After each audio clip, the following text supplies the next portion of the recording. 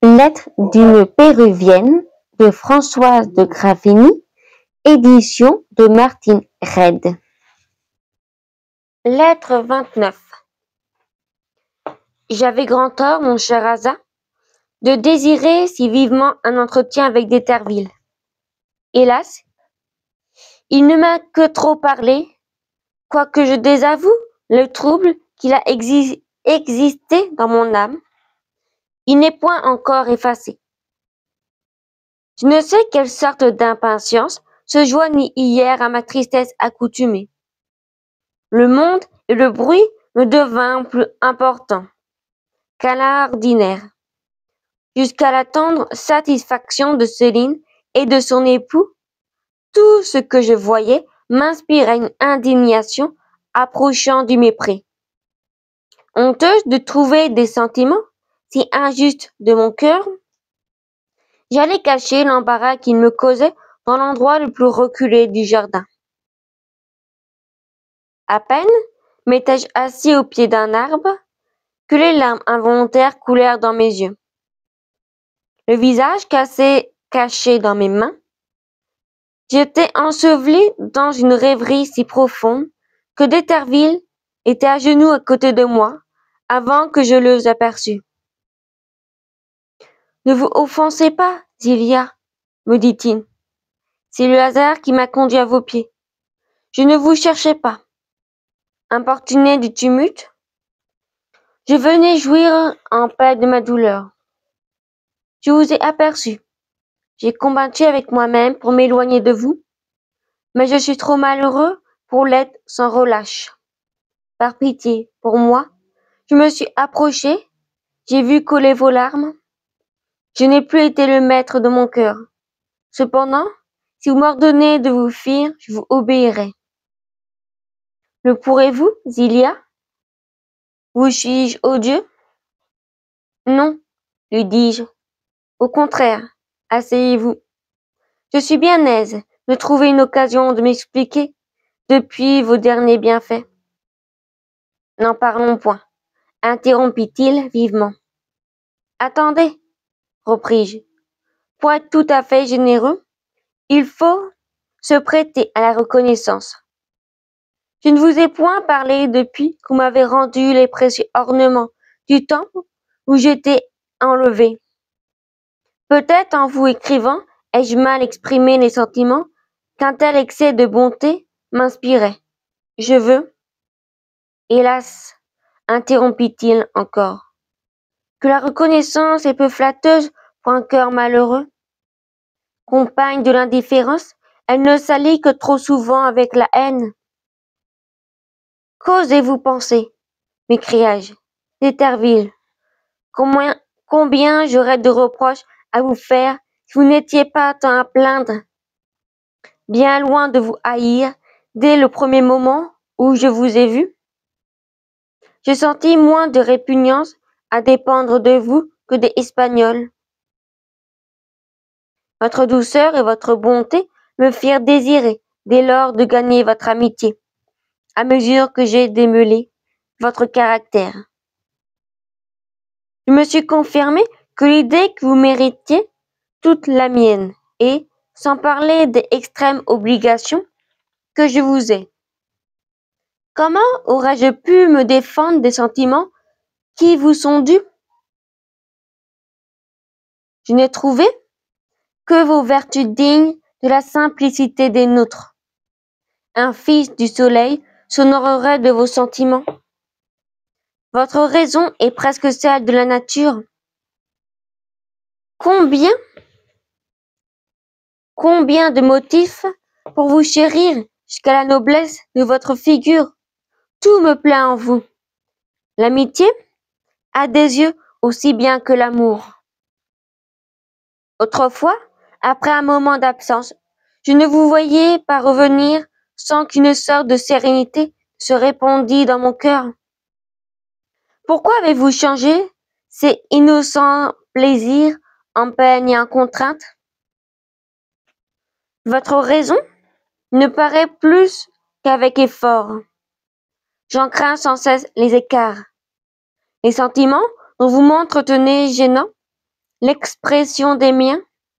Il me prive du plaisir de vous peindre, sans détoudre, les charmes que je goûterais dans votre amitié, si vous n'en troubliez la douceur. Vous m'ôtez jusqu'à la volupté délicate de regarder mon bienfaiteur. Vos yeux embarrassent les miens. Je n'y remarque plus cette agréable tranquillité qui passait quelquefois jusqu'à mon âme.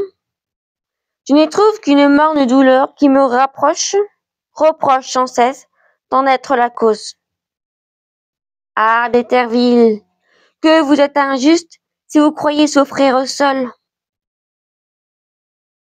Ma chère Zilia, s'écria-t-il en me baisant la main avec ardeur, que vos bontés et votre franchise redoublent mes regrets.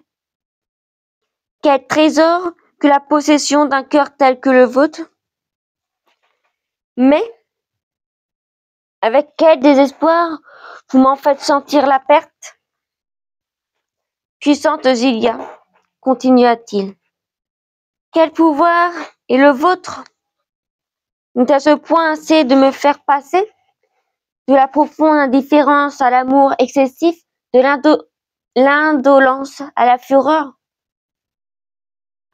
Faut-il encore me vaincre? Le pourrais-je? Oui, lui dis-je, cet effort est digne de vous, et votre cœur, cette action juste, vous élève au-dessus des mortels. Mais pourrais-je y survivre?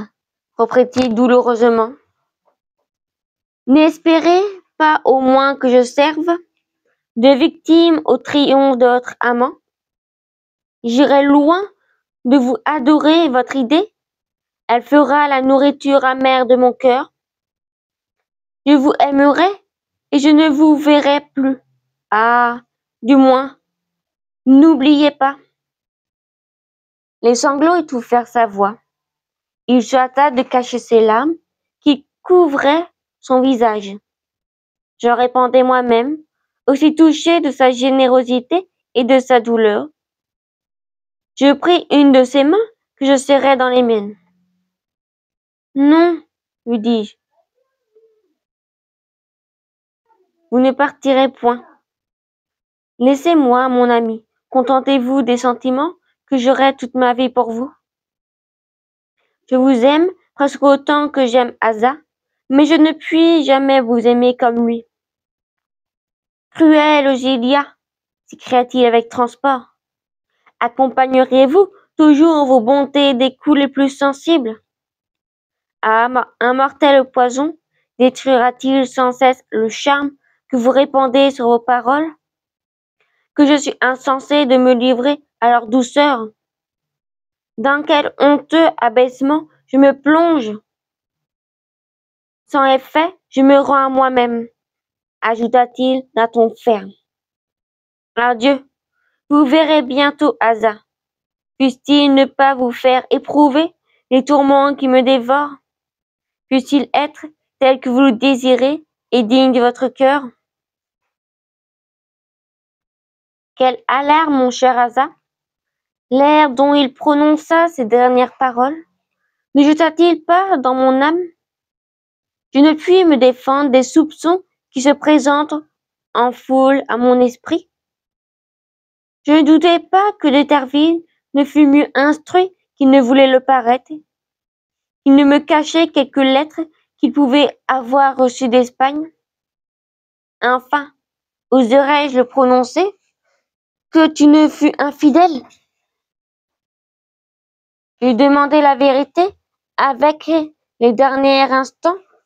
Tout ce que je pus tirer de lui ne fut que des conjectures vagues, aussi propres à confirmer qu'à détruire mes craintes.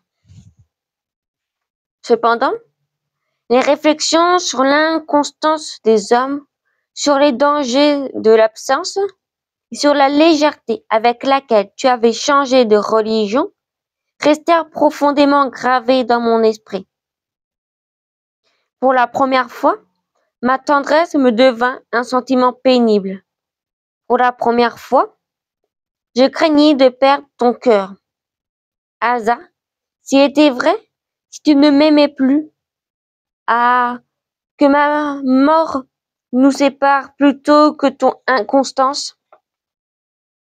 Non, c'est le désespoir qui a suggéré à Déterville ces affreuses idées. Son trouble et son égarement ne devaient-ils pas me rassurer?